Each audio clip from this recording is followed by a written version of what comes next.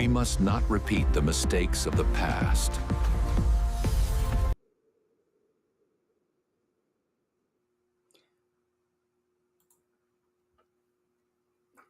Hello, everyone. This is Cassandra Williamson with The Path Forward. I hope you're ready for this evening. We've got a few things lined up. If you saw the little video clip, it may have brought back that I had sent out an email earlier today discussing that very topic. If you'll notice in the little clip, let me play it one more time. We must not repeat the mistakes of the past.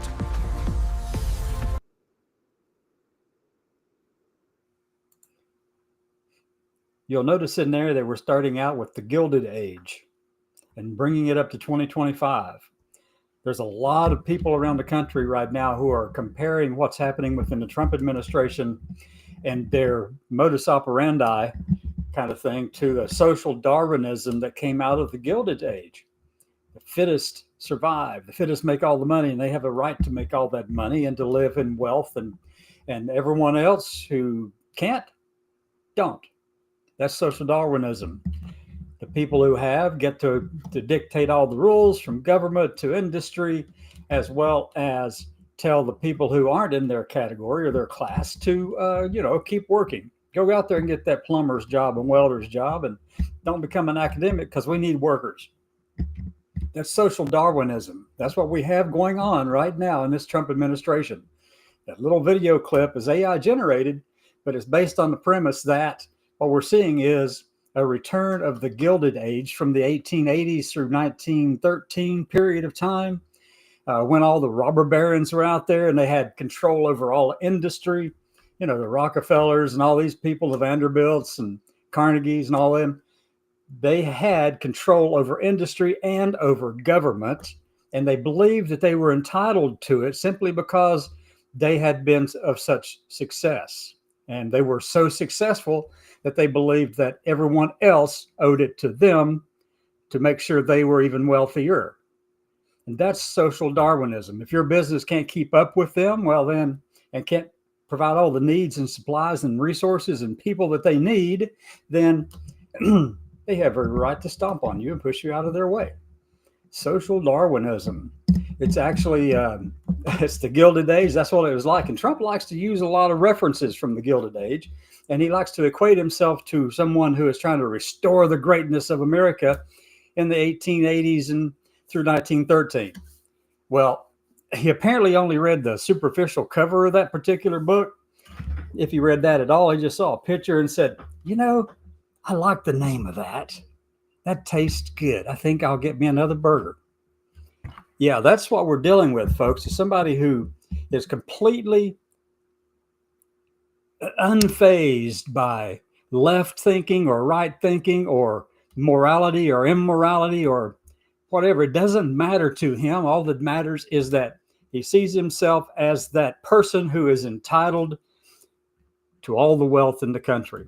Now you're saying, well, he gave away his payroll. Well, his salary, gave away his salary. You know how crazy that statement is? Really, you know how much more money his family has made?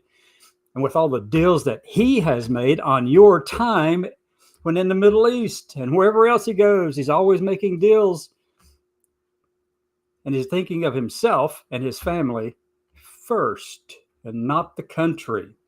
So what we have is a mentality that is more closely aligned with social Darwinism from that period of time of the Gilded Age than just about any other thing. And whatever it takes to get there, whether it comes across as looking like authoritarian or a fascist or one of those, are just labels that don't mean a thing to him.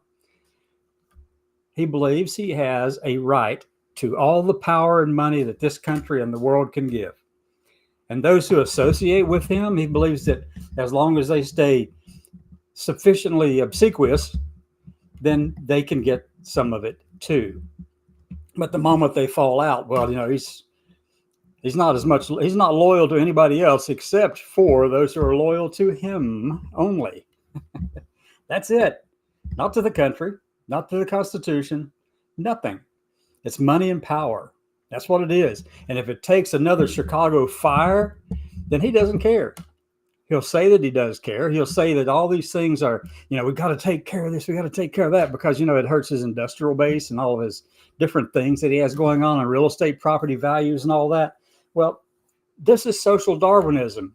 It's a belief system that basically says, I am who I am because I'm entitled to be who I am, and therefore you owe me everything that you have. And I need you to be a plumber so I can build my buildings and skyscrapers. And I need you to be a welder so that you can put all that steel together. And I need you to be the person out on the farm providing the food for the people who are doing this in the cities, building all the properties up that he owns, I own. He's basically, and he thinks that no one else is entitled to that except a handful of people, a handful of wealthy people. That's what he believes, folks. This is a resurgence of social Darwinism. Look it up. It's a real thing from that period of time. Sumner, I think there was a Mr. Sumner, I forget his first name, William maybe. But anyway, he was the big thinker of the time on that. And people were quoting this Sumner guy left and right to justify their activities, their decisions, and their business acumen. Yeah. So they were going after all the little guys out there and saying, help me make more money. Help me build up my property, and I'll make sure that you get a couple of pennies in the scraps that fall off my table. Because he thinks he's entitled to that kind of authority, that kind of power, that kind of money, that kind of control over resources in the United States and worldwide. You can see it in everything he's doing. Everything he's doing. It is a resurgence of the Gilded Age and social Darwinism. And I'm not the first to actually say something like that. Robert Reich mentioned it. There have been other people talking about it. This is what we're looking at. Now, you're going to have people out on the right media, on the right side media going, he's not like that. He's not like that. And I'm going to tell you that, yes, he is. He has been that way from the moment he took his first breath. It's just the way it is, So, but the challenge, though, that we have is something that I just read just a little bit ago from Dr. Ruth Ben-Ghiat. She wrote a book that's called Strong Man. I don't know if it's coming across in the right direction or not, but if you get an opportunity, you should read this thing. She wrote this. What is the publication date of it? Oh, let me see. It's, where's that? Actually, I don't see it there. The date. Anyway, it's in here. Believe me. Yeah, right. Yeah. All right. So anyway, this book by Dr. Ruth Ben-Ghiat is a must read. If you want to understand something about strongman and strongman leader tactics, she leaves out the social Darwinism part. I think if she had included in there the social Darwinism part, well, then this would have nailed it precisely, what we have today. And by the way, she was disinvited from the Naval Academy in October of last year, of 2024, because some representatives, U.S. House representatives, at the behest of the Heritage Foundation, demanded that she not be allowed to talk on authoritarianism and fascism. Yep. That's the Heritage Foundation, and it's Project 2025 again, folks. Here we go. That's what it is, right? We must not repeat the mistakes of the past.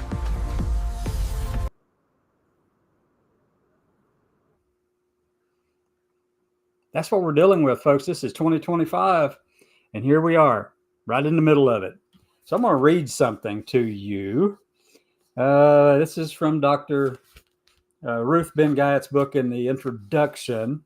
It says, it is fear that makes people so willing to follow harsh or brash, strong-looking demagogues, capable of cleansing the world of the vague, the weak, the uncertain, the evil, and to give yourself over to such direction. What calm and what relief. That was actually a quote from somebody else, an anthropologist named Ernest Becker, that she had included in her book.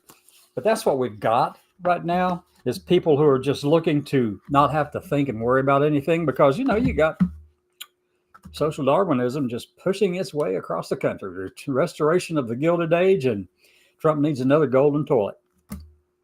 He's getting it, possibly, likely. in the form of a golden jet from the royal family of Qatar. So anyway, that's a large part of what I've been talking about, and people who may be watching and listening or whatever. If you can get on there and actually acknowledge these things and talk with me about it, chat, I don't mind at all. I don't mind if you have a different view of things. As a matter of fact, I encourage that, because I do believe in viewpoint diversity, having that actually made real every day, because I know I don't know it all. Do you know that? Well, I do. I know I don't know it all. Goodness, do I not? Okay, so we've had a lot of stuff going on. Earlier today, we had a court that the International Trade Court, I believe it is, or something like along those lines, who had put a pause or a halt on the tariffs that Trump put out. And then shortly thereafter, an appeals court reinstated the tariffs and said, you can go ahead and do that, but you have to get all the reports and information by June 9th for the appeal and all that. So there's more chaos in the markets. There's more people making money because they know it's going to go, whatever Trump says, it goes one way, and they sell up there. And then the next day, there's something else that comes out that drives the markets back down, and people are gobbling things up and trying to make all the money they can. I understand that motive. I understand how that works, actually, and how people could benefit from that. But it's so blatantly obvious that that's what they're doing, is manipulating all the global markets so that certain friends, the social Darwinist believing friends, can make all the money, and all the rest of us can be welders. Now, look, I can weld, or at least I could. And I've done plumbing. I've done that. I've run restaurants. I've owned restaurants. I've published a newspaper one time. Let me see what else. Had a real estate appraisal business. Oh my God. In a retail store. I've been in so many industries. I've also erected metal buildings around the eastern part of the country, all the way out to Nebraska. So I've been out doing a lot of things over the years. And, you learn a few tricks along the way. You see a few things that you ordinarily wouldn't see. But I do know that the people with power and money are glad there are people out there who are willing to pour their lives, pour their heart and soul into doing something well, like running the plumbing, or putting in the rebar and concrete, or welding up the frame and restructuring a building, or designing it. The people who are going to make all the money, though, are the ones who control the power over the top. And this is social Darwinism. That's what we're experiencing in this resurgence of the Gilded Age that Trump is so fond of saying he likes, and he wants to restore that. Well, he wants to restore it, and he's actually working towards doing that. And there's people who are supporting him in doing it, and they're the ones that Dr. Ruth Ben-Ghiat talked about. The people who are willing to go after the weak, the less acknowledged, the more marginalized populations, so that when the strong leader comes in and then starts taking control of everything, they're going, phew, I don't have to worry about it anymore. They were told to worry about it in the first place, manipulated into that they had to think about it and worry about it. Because, who on earth thought of the idea that a trans person was a threat in the bathroom? Really? They just did that. They just stirred up that pot so that you would be out there going, we got to put an end to it. And in the meantime, the people up there in Cloud 9 in the ivory towers with the golden toilets bleed you dry of all of your resources, all of your livelihoods. They shut down everything so that they succeed and have all the money and all the power. And that's what we're seeing. We're seeing a lot of that. Now, there's some variations on that. Absolutely. Yes, there are. There's no such thing as dogmatically believing that one thing is the absolute truth and the unmitigated truth and all of that in this regard, because, social Darwinism was a theory. that proved out to be correct for the Gilded Age. It worked, and that was a way to describe what was going on during the Gilded Age. I mean, those people were vicious at protecting themselves, their businesses, and all that, and making sure everybody else had a shovel in their hand so that they could dig a ditch for them, even while Chicago burned. Yeah, so I mean, look, this is all coming back. It's a repeat of the same stuff, and that's why I said with this little video clip, this thing right here, I'm gonna play it again. Here we go. We must not repeat the mistakes of the past.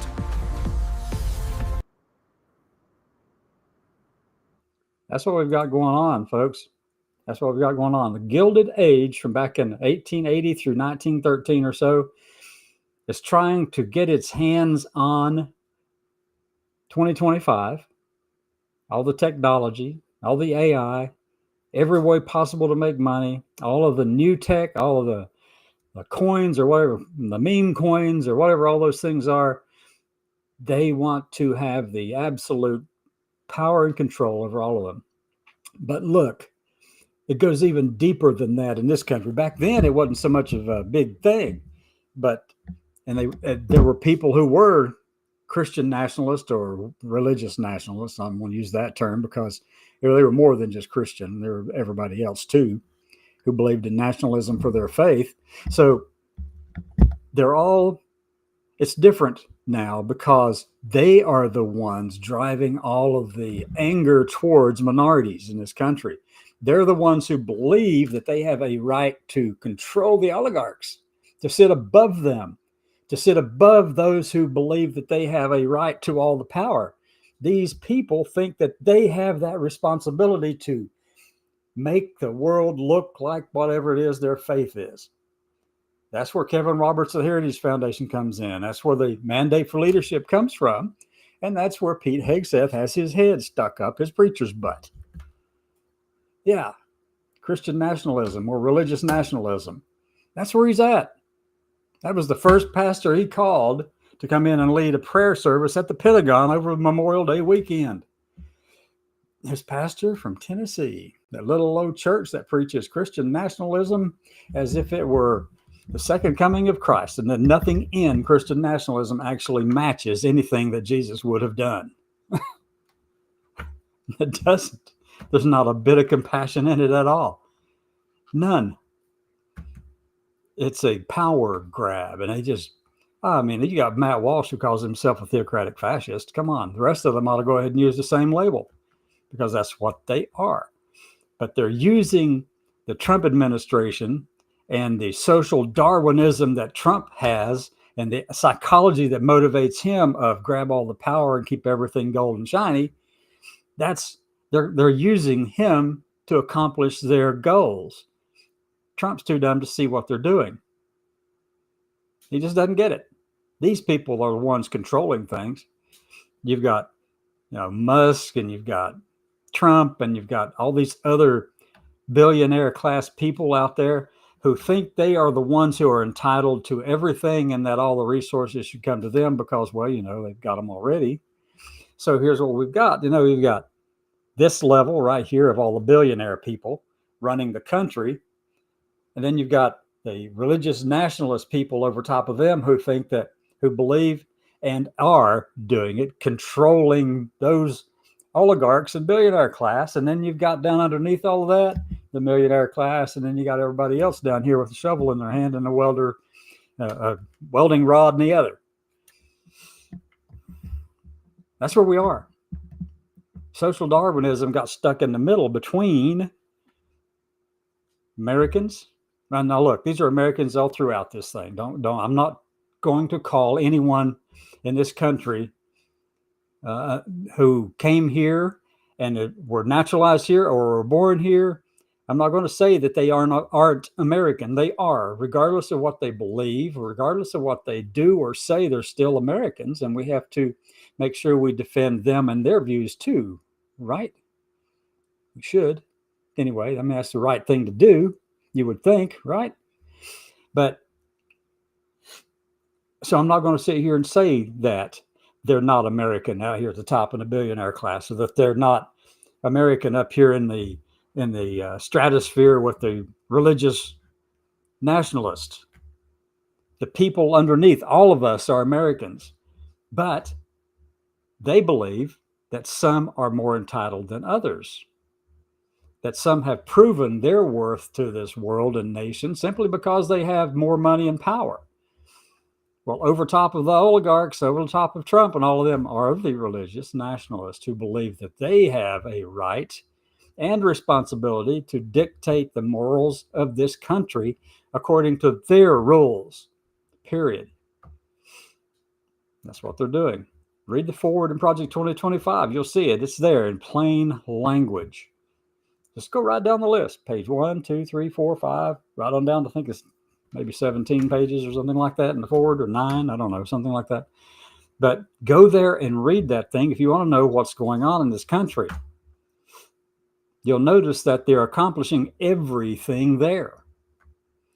You'll notice that the real power lies in the hands of the religious right. And notice again, I didn't say Christian that time around, or Muslim, or Hindu, or whatever. The name in front of nationalist doesn't matter. That's where we're at today. They're the ones who believe they have the power and control and responsibility and the dictate from God to tell you what to do. Just ask Matt Walsh, he'll tell you that. Just ask Pete Hegseth. Just ask Christopher Rufo. Any of them. Find one. Ask them. Tell them.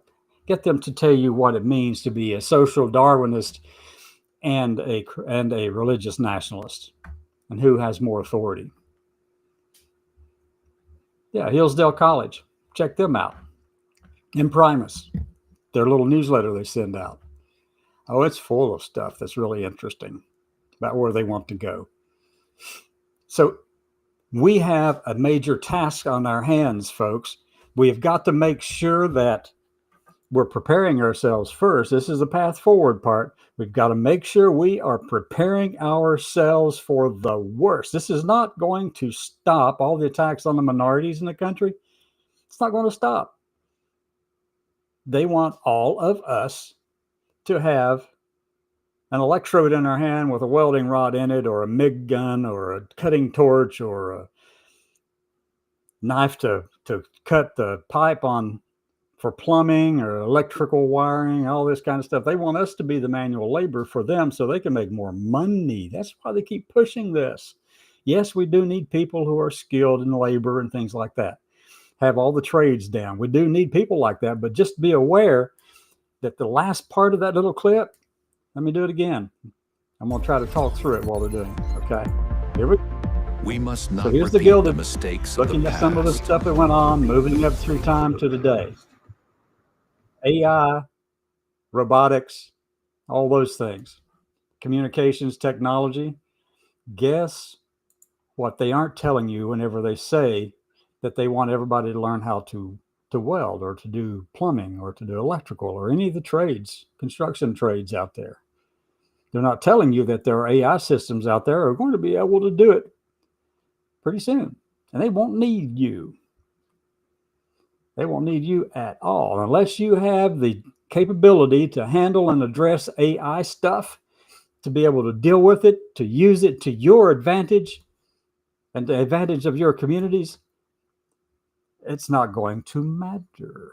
They will make all the money at the top and you will be shoveling dirt. Well, there's another word. It gets shoveled, okay? So there's a lot of stuff that you need to be prepared for. Learn AI stuff. Learn history. Not the watered down crap that is feel good, oh, kumbaya kind of history that Trump and his team want you to have, and all the hoopla and the parades and, the army parade that they're going to be doing on his birthday. Does that remind you of anything? Let me see. I've seen that. Where have I seen that before? Oh, Kim Jong-un likes to do that. Putin likes to do that. Xi likes to do that. Viktor Orban, I don't know if he's got anything to do it with, but he'd like to do that. This stuff is here, and we're going to have to learn how to deal with it. to think about it, to be ready for it. The least among us are the targets of this group right now because it's a distraction from what they really want to accomplish, which is absolute total control and make all the money they can. And why do you think that Trump says one thing about cutting the deficit and cutting the deficit and cutting the deficit, and then turns around and absolutely just tears that apart and asks for more money at the same time while he's asking for more cuts? But he wants more money, raising up our debt limit again and again and again. He did it his first term. He's doing it this term. He'll do it again and again and again, because he knows the United States can print him the money he needs to make his businesses bigger and stronger, and he can give his salary to whomever he wants because his family is getting wealthier and wealthier and wealthier in the process. The oligarchs, social Darwinism, the belief in that there is a God-given right that they have simply because, well, they have, that they have to rule over everyone else, and everyone else is subservient to them. Are you a subservient person? Are you enslaved to these people to the point where you'll go ahead and just hand them over your authority and power that's granted to you in the Constitution? You're going to give it to these people so they can build their empires at your expense. That's what's going on. Are you willing to do that? Some of you are going, absolutely. Glad to have the burden off of my hands, you say.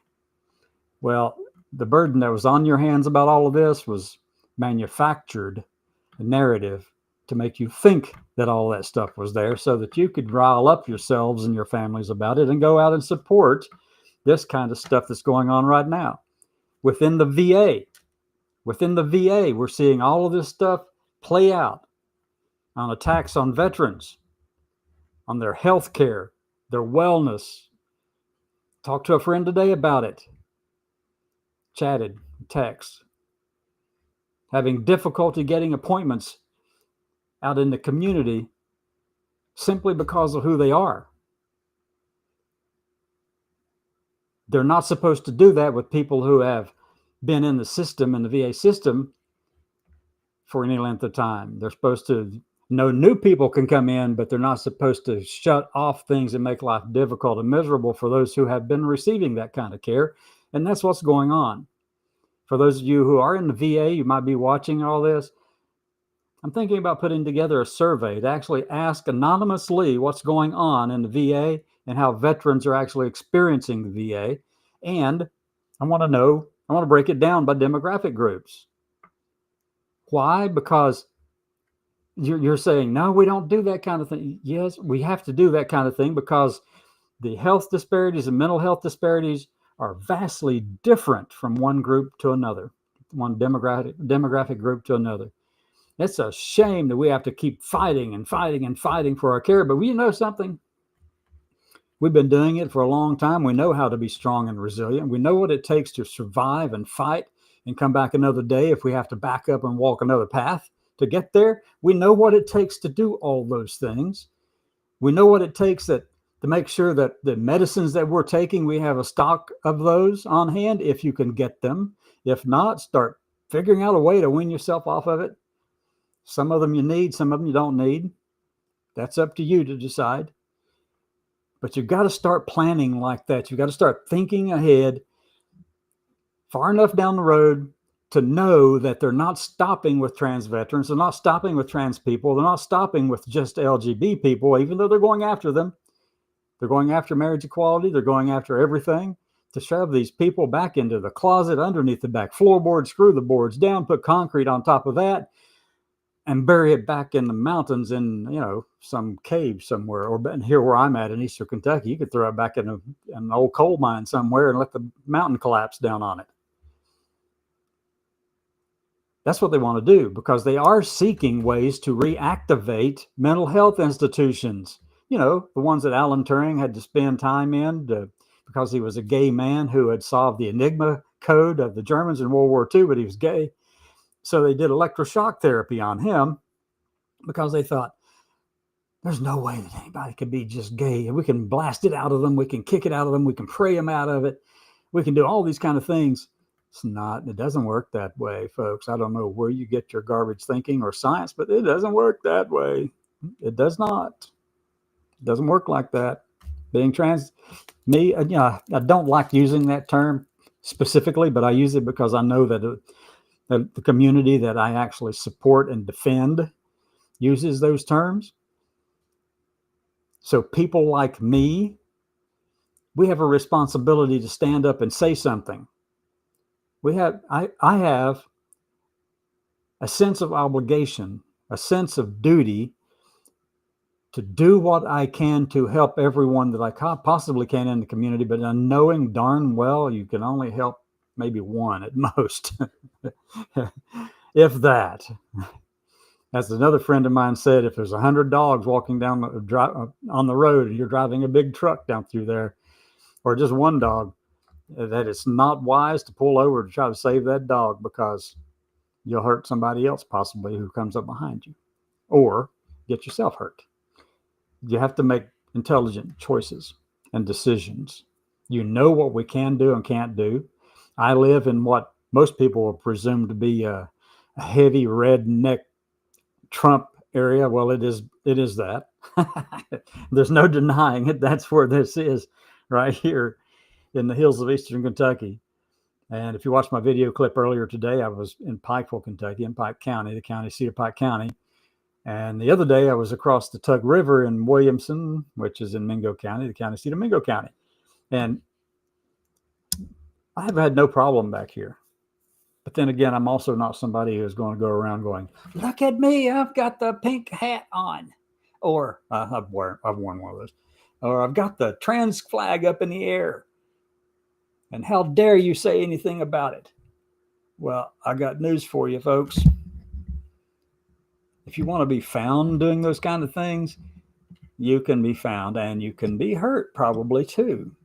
The thing is, you need to figure out a way to live where you are, to play and work where you are in a way that fits into that community that you're in.